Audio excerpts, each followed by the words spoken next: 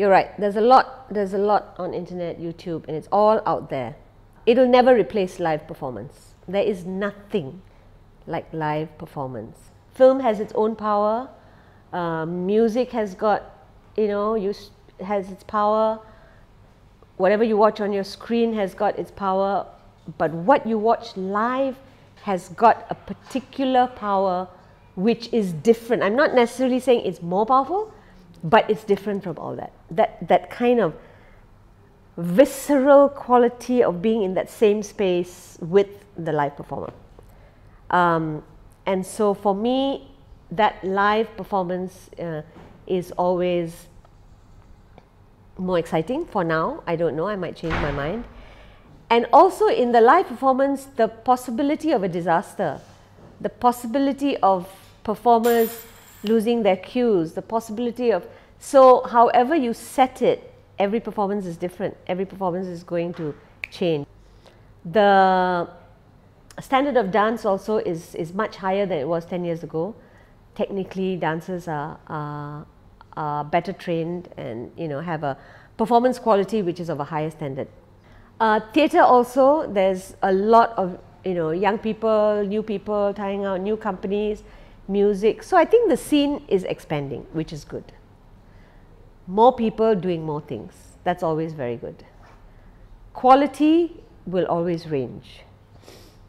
I think the other thing which is interesting is that there are more people who are interested to tell their own stories, tell the Malaysian story or tell the Asian story, rather than take, an Ibsen or a Chekhov or whatever.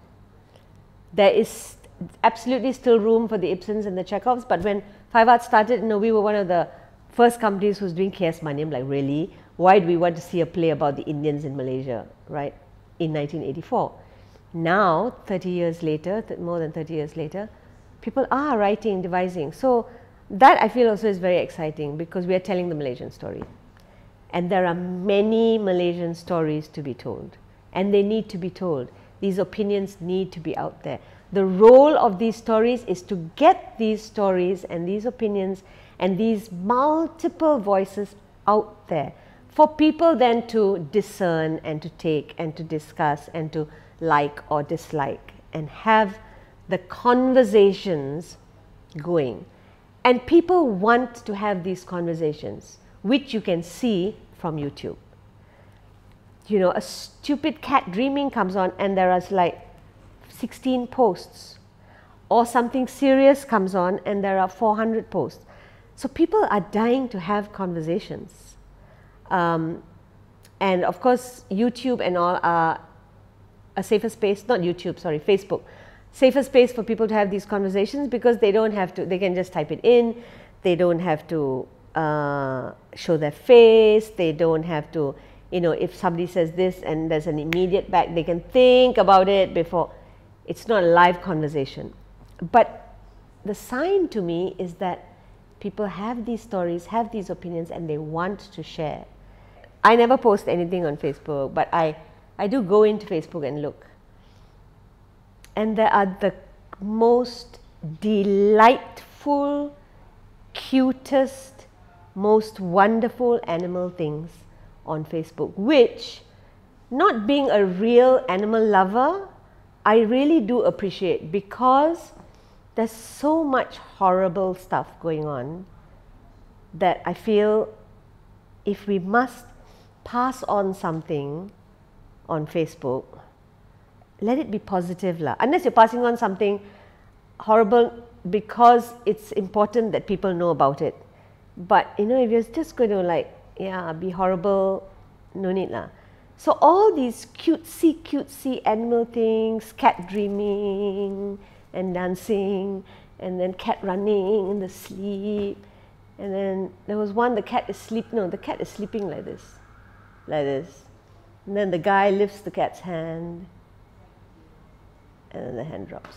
A hand pull out leg, and then lifts, and then it drops. Then he takes the two legs and puts like this. And then slowly it drops. Very good lah. It's really cat choreography. If I stopped now and never did anything for the rest of my life, I would be completely happy and satisfied. Because when I look at the number of things I've done, first of all, I never set out to do as much as I did. On the opening night of Dream Country in Singapore, the Earn Peace, 35 women Earn Peace, on the opening night, I stood there. At the end of the show, it started to drizzle. It was the most magical ending because drizzling, and they finished the piece, and I went, okay, now I want to die. At this moment is a good time to die, because then somebody said to me, art does not get better than this.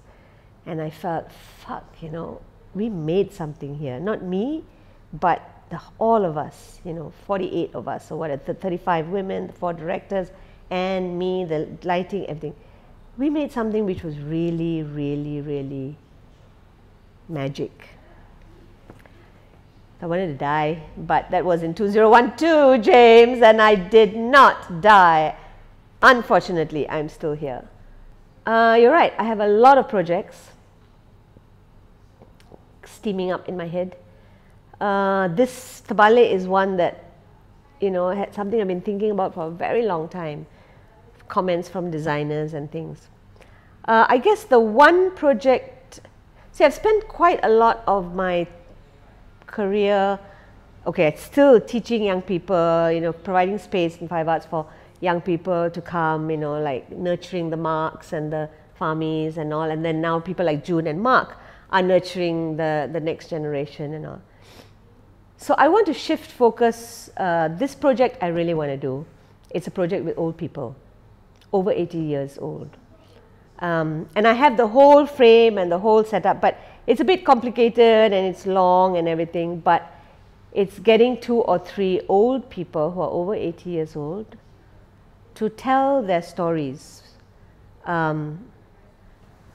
Stories like of their lives, Japanese occupation, growing up in boarding school. And my plan is that it's like you have a driver in a van who goes and picks up, let's say there are 4 old people, you go and pick up these 4 old people from their homes and bring them to Five Arts. So whoever is looking after them, that means we'll have a 3-hour break. This is also part of it because I've been a caregiver for the last 10 years for my mom. Then they come to Five Arts, and the rehearsal is like 11 o'clock in the morning, you know, very easy for them. Maybe we have a nurse as part of the production. I'm serious, you know. So then they have tea and cake, diabetic cake for this person, no salt for this person, Milo for this person, all. Then they tell their stories. And then they tell the stories maybe for half an hour.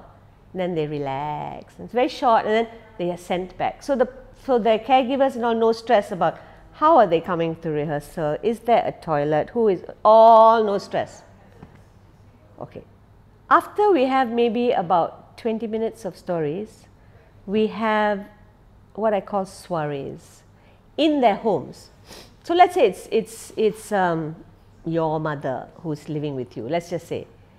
So we'll have a little performance in your house where your mother, you and your mother will just invite her friends from the neighborhood or her kawan, her mahjong kaki, whatever.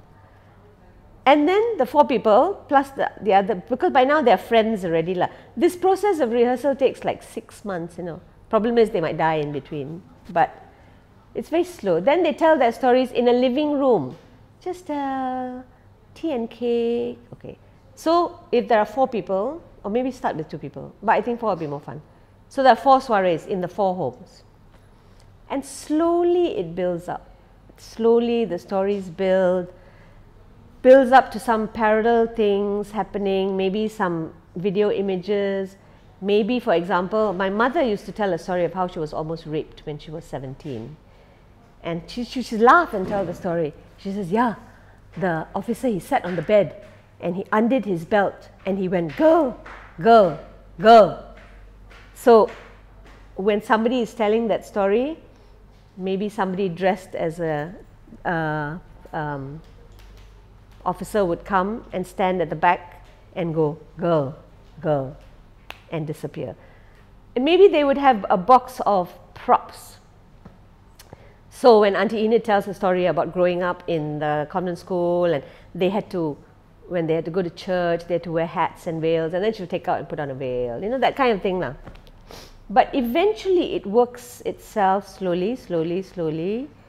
After the 4 soirees, maybe we'll do it here in Kotak for a bit of a neutral audience, maybe people that they don't know until they feel safe. And slowly, after many of these where they are very comfortable and very safe and all, it finally gets onto a bigger stage, like a big stage, and they tell their stories.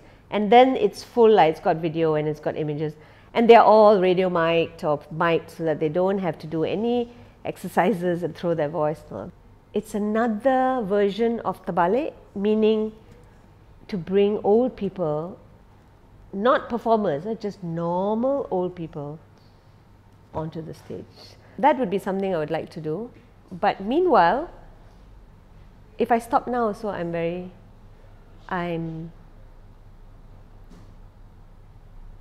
amazed at the amount I have done.